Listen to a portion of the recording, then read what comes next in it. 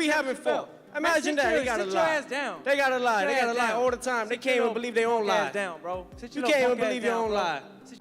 I want to be the best. So when I see certain guys out there, and I seen Teo his last fight, I was there front row, and I'm like, damn, this dude is like, he like a baby Roy. Like he like doing things with his hands down, flashy. Too much of it. You know, I think that he believes in himself. That's one thing. But I'm here to destroy his dreams and all that he wants to do and become. You can't take this from me. I worked very. This opening clip hits like a thunderbolt. Lopez comes out guns blazing, throwing psychological punches before even stepping in the ring. His raw confidence and venomous intent set the tone perfectly, making it clear he isn't just fighting for a title, he's fighting to crush dreams. The audience is hooked instantly, sensing the storm about to hit the ring. Every word he utters exudes dominance and the hunger of someone who has fought too hard to let anyone take it away. The tension is palpable, and the stage is perfectly set for a high-stakes showdown. You can feel the energy of impending conflict, making viewers lean in immediately. They kept asking that protection program Money talk, walk. Money talk. Here, we glimpse the mental fortress behind Lopez's bravado. Relaxed yet unshakable, he shows the world that he's mentally untouchable. Even joking about being in the Bahamas, there's an underlying focus and readiness that signals this isn't just talk. The segment reveals the calm and controlled side of a fighter whose fire is only channeled at the right moment. It builds suspense because you realize that under the playful exterior, he's calculating every move. His confidence feels almost untouchable, making viewers wonder how Stevenson will match that mental edge. This adds a layer of depth beyond mere physical prowess, highlighting a champion's mindset. Yeah. I'm gonna beat him up. And we know at one point you contemplated retirement. Seems like you're in a good place now. You're active. Where are you at right now? Where are you feeling about your career? Mentally, I'm in the Bahamas somewhere, having a coquita. The stakes become deeply personal in this segment. Lopez isn't just protecting a belt, he's defending years of blood, sweat, and sacrifice. The face-off intensifies the rivalry, crystallizing the tension that will explode when the bell rings. You can sense the pride and personal investment in every word and movement, making the fight feel like more than a match, it's a battle for legacy. The raw emotion combined with the ceremonial intensity of the face-off keeps the audience on edge. This is the moment where titles meet human stories, making it irresistible to fans craving drama. Every glance and gesture is loaded with meaning, promising fireworks inside the ring.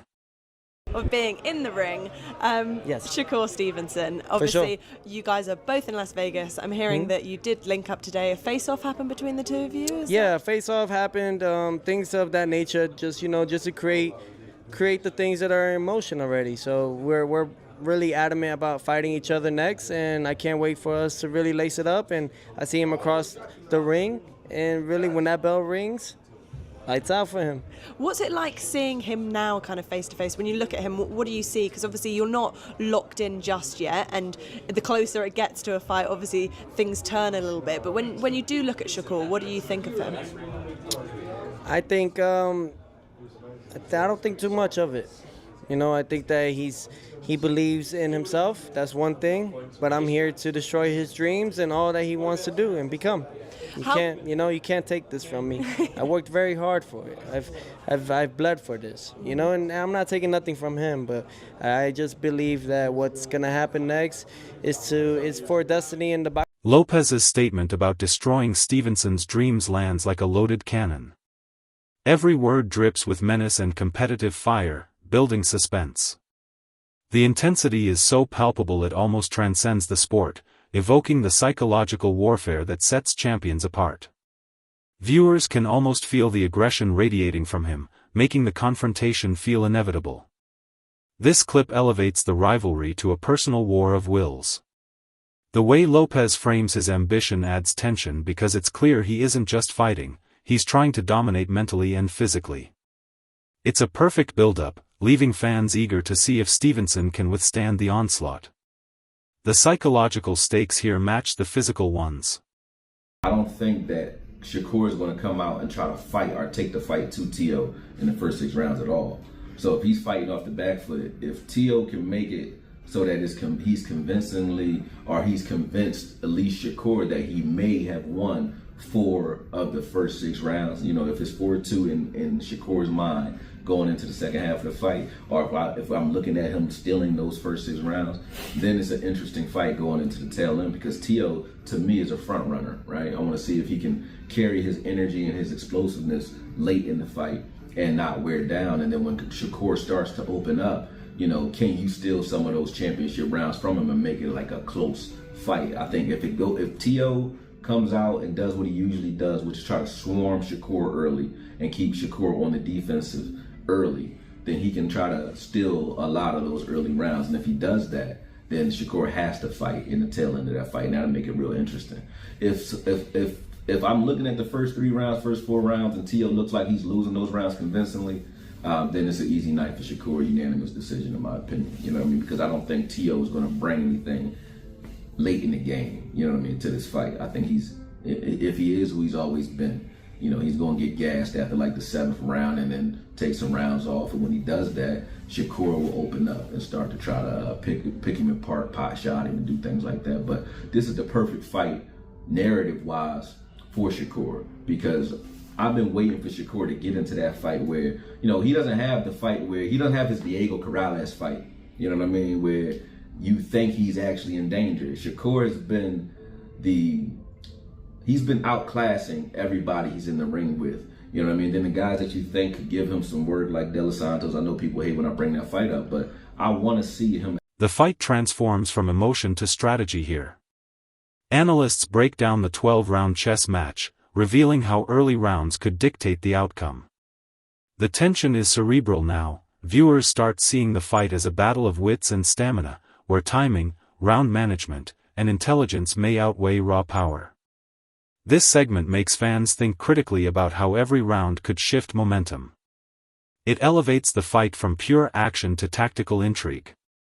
The analysis builds anticipation by showing the strategic complexity both fighters must navigate. Watching the breakdown, viewers understand that patience, observation, and adaptation will be key to victory. Every punch and defensive maneuver now carries calculated weight. But bro, what is it about you that has you, looking at a fighter that you know is the truth and then saying, I want to fight him?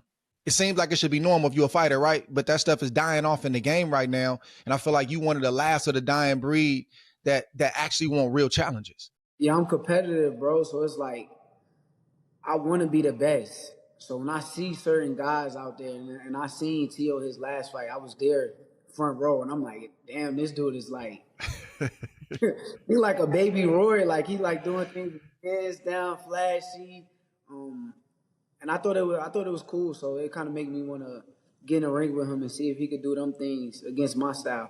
Your last fight was against William Zepeda in July, and you fought a totally different way. It wasn't the easiest way or the best way to fight, but I think it was good for you and your development because it not only sent a message to the rest of the division, one up, your division at that time, and then the one above you, but it sent a message to the fans. But I think it also did something for you to prove to yourself that, man, listen, that wasn't like my best performance, but I showed you I can get it out the mud. What did that performance kind of do for you now that you look back at it? Honestly, I think like styles-wise, I think that Zepeda's style is the style that's supposed to give me the most trouble. Like, guys that box and give me time to think is the guys that's going to have a fit with me all night. But the guys who press me and put me against some ropes and throw a million punches, that's the style that's supposed to give me trouble. So I went out there and I prevailed against that style, and now I'm fighting against a boxer, which for me, it just makes it more fun. I don't have to deal with a guy that's trying to like wear me down. This section exposes Lopez's potential vulnerability. As a front runner, his explosive energy could be a double-edged sword. The first few rounds could either set him up for dominance or force him to overextend. Watching the interplay of speed and endurance here keeps viewers on the edge, anticipating whether Lopez can sustain his firepower. The commentary emphasizes the suspense of endurance versus aggression, a classic fight dilemma. Fans are left wondering if he can manage his stamina while maintaining pressure. This moment perfectly blends excitement with tactical tension, showing that a fast start may not guarantee a lasting victory. The drama is in the balance of energy, not just power. Health of boxing on this side of the world. You know, listen, there's nothing like the Garden. We've both fought there many times. I fought in the big room. There's nothing like the Garden. Just the vibe, like you said, champ, that's around that. And this fight is deserving to be here. It's that good of a fight. It's that big a fight, and especially like I said, like the health of American boxing. This is one of the best fights that can be made. And putting it in the Garden just makes too much sense. But the idea of the turmoil, the eyes on it, the spectacle, the circus. Chris, you talked about the idea that Teofimo López kind of lives in this. That's where he flourishes. That's what he loves. This idea that because there's so many eyeballs on it, it's going to be kind of a circus. Does that favor Teofimo a little bit when you look at the strategy? Yes, no? I'm going to say well, I can't say for certain because there's no certain with Teofimo López. He's one of the most up, down, left, right guys I've ever been around. Mercurial, we could say. I mean, yes. But when he is on, he's damn near unbeatable. I mean, he's such a good athlete. He has such a good boxing IQ.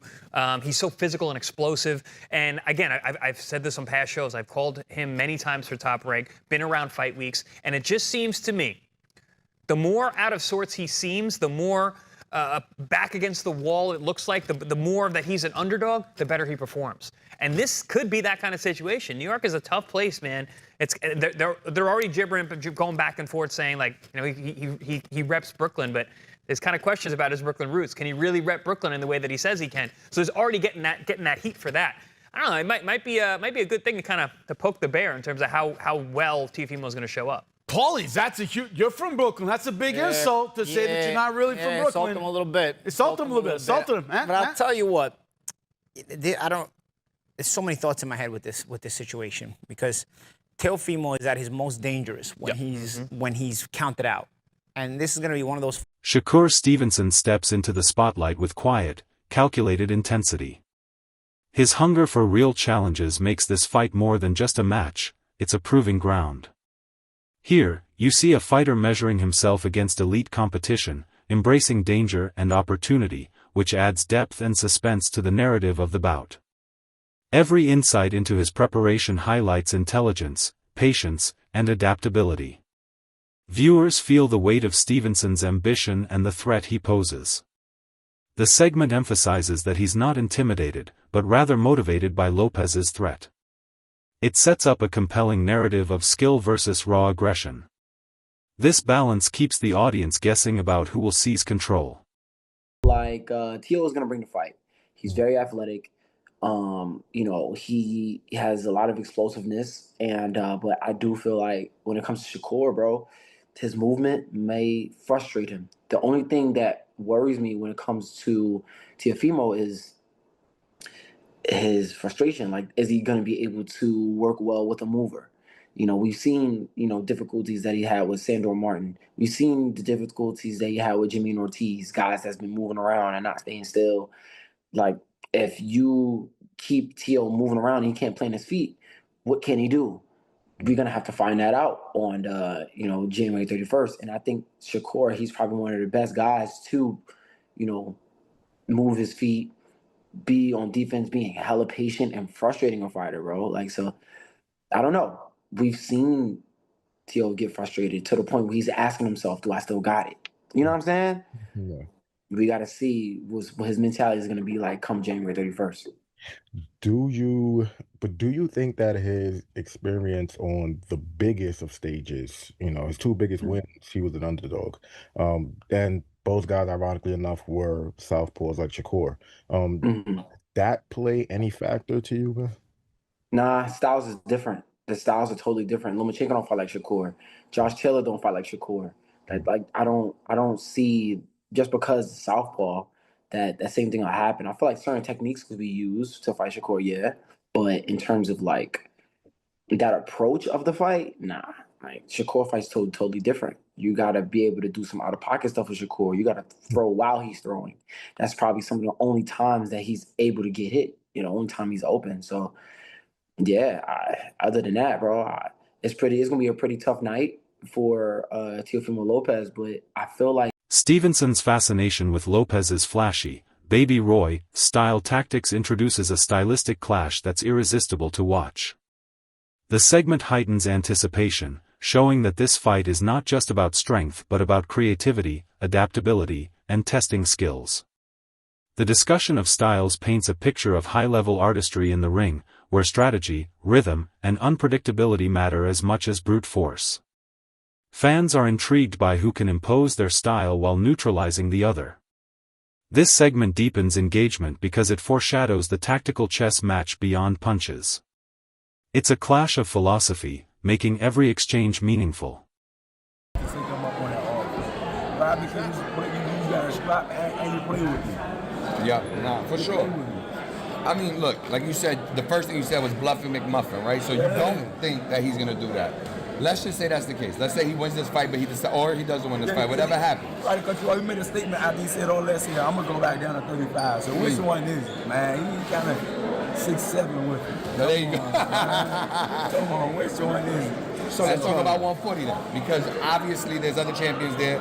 One who you've been going back and forth with recently online, one that you have history with, and you got other guys, Subriel there, somebody else you had history, Richardson Hitchens. What's the route for you going forward after your next fight? After my next fight, unify. I've always let it be known. I want to be undisputed in my division. I want to unify. Anybody who got a title at the time, that's what I need to see next after my next up-and-coming fight. Gary, go ahead. Just talk about, obviously your division is hot right now, this fight, your fight coming up, you know, maybe one of the biggest ones in Teofimo versus Shakur. Just looking at that fight stylistically, how does it play out in the ring? It's 50-50. You know,